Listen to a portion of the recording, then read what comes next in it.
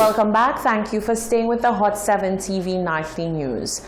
Former Agriculture Minister Moses Jabatis is blasting the government for not being able to follow through on the promise of securing French markets for the produce of St. Lucian banana farmers.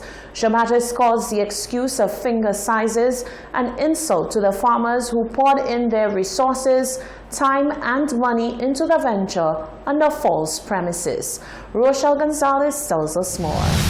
Agriculture Minister Ezekiel Joseph has come under fire from former Agriculture Minister for the St. Lucia Labour Party, Moses Jabatis, following a failed business deal which left a number of banana farmers out of pocket. Last week, Joseph addressed the issue to members of the media, explaining what had gone wrong. He explained that the banana quality did not meet the requirements and the satisfaction of the French buyer that it was destined for. Jabatis spoke out about the issue during a Wednesday morning press conference. The Minister for Agriculture, Honorable Ezekiel Joseph, has now admitted the catastrophic failure of the Alan Chastanet-led UWP administration to ship bananas produced by St. Lucian farmers on a weekly basis to the French market. Statements to the media by the minister on January 27th and 28th, 2020 confirm that there were never any structured arrangements by the United Workers' Party administration to have weekly shipments of bananas to the French market, and that the repeated promises to St. Lucians of an expanded banana industry into France or Martinique were meant for election purposes and not based in any form of reality. Jabatis went on to call the minister's excuse behind the failure of the deal an insult to farmers and all those invested in the initiative. Minister Ezekiel Joseph further stated that the so-called trial of a shipment of bananas to England for onward transmission to France failed, and I quote, "Because of the size of our fingers, the small fingers were not able to to meet the requirements as requested by that company," unquote. This statement is an insult to the farming community, and the minister demonstrated his lackadaisical and uncaring attitude to such important matters. The minister's comments in January suggest that the bananas were packaged, shipped, and then the company was contacted with information about banana fingers, small fingers and long fingers. This is a comedy, and this comedy of errors again suggests that the Prime Minister and the Minister for Agriculture had no tried and tested marketing arrangements for the much touted French market. Jabatis and the SLP insists that banana farmers are fair in their calls in increasing numbers for the Prime Minister and Minister for Agriculture to initiate actions which will end the suffering and losses of so many of them who have lost so much. Reporting for Hot 7 News, I'm Rochelle Gonzalez. The Department of Health and Wellness is working closely with the St. Lucia Fire Service to ensure awareness and sensitization on ways to manage and prevent the spread of the new coronavirus. Emergency medical technicians, EMTs, and fire responders around the island were granted the opportunity to strengthen their capacity on ways to effectively control the spread of coronavirus through sensitization sessions held recently. Medical Officer of Health, Dr. Glensford Joseph, says the Department of Health and Wellness is dedicated to ensuring the EMTs and fire responders take the necessary precautionary measures in the event of a possible case of coronavirus. The Ministry of Health must have collaboration with key stakeholders, including the fire service. And for this reason, we are here conducting these sensitization training with the firemen. As we know, they are on the front line. When there is a call to pick up a patient with certain symptoms, they may very well be asked to pick up someone with a respiratory illness and a fever. And so we have to let them know the precautionary measures, the signs and symptoms of the condition, and how they can protect themselves, their family, and the nation as a whole. Emergency Medical Service Coordinator Irenaeus Henry says he's very pleased with the training as it will equip the EMTs and fire responders with knowledge on how to treat any possible case of the coronavirus. The information was welcome.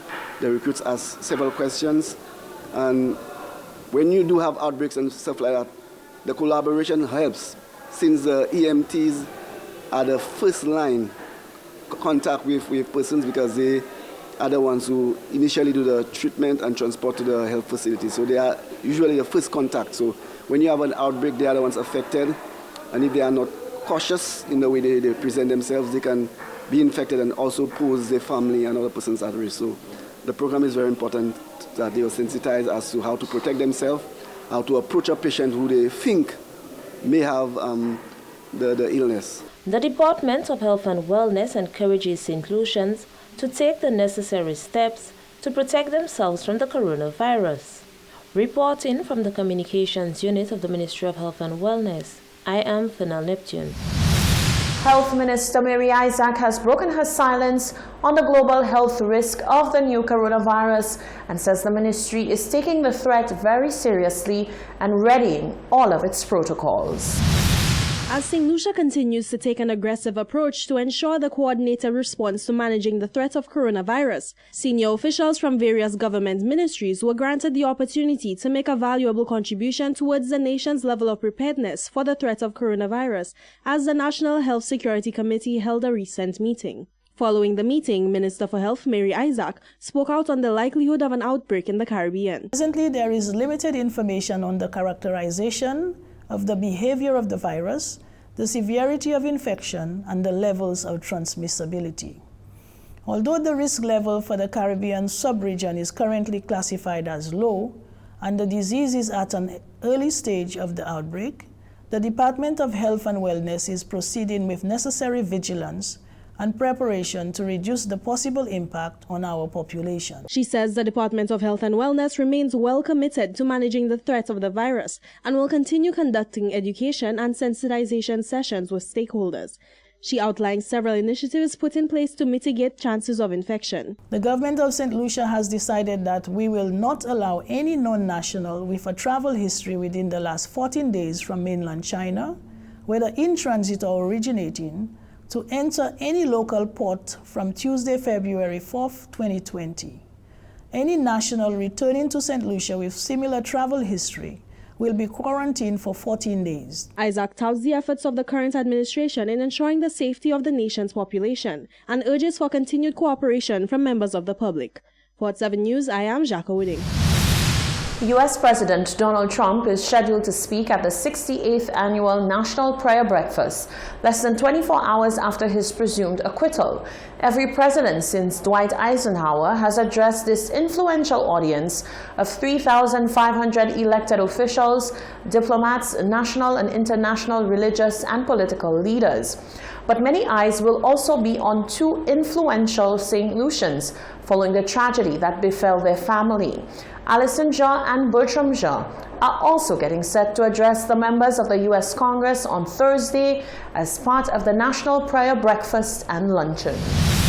The Jha family continues to serve as a source of inspiration for many, given the strength and grace that was displayed in the aftermath of the killing of Botham Jha, who was shot and killed in his own apartment when an off-duty Dallas police officer reportedly mistook his apartment for hers. Botham's mother, Allison Jha, says the family has been invited to the National Prayer Breakfast of the United States Congress and a subsequent luncheon to deliver an address on the issue of forgiveness and reconciliation. This is an event that has taken place for the last 67 years. So this is the 68th Congressional National Prayer Breakfast at which all U.S. Congress and other invited guests will be attending. There's an expectation that there will be over 1,500 people at that National Prayer Breakfast, including perhaps the United States President, Donald Trump. So we have also been invited to speak at a luncheon that will take place after the prayer breakfast. And the topic that we will be speaking on is forgiveness and reconciliation. The Jean family has also received some criticism for the forgiveness shown to convicted murderer and former Dallas police officer Amber Geiger, particularly from Black Lives Matter activists in the U.S. But Jean says her family is in no way suggesting that there are not serious issues of racism, profiling, and police brutality that need to be confronted. She says the family stands for not just forgiveness and reconciliation, but change. So while we will be speaking on the topic of forgiveness and reconciliation, we still have to highlight the issues that are plaguing our black people in America.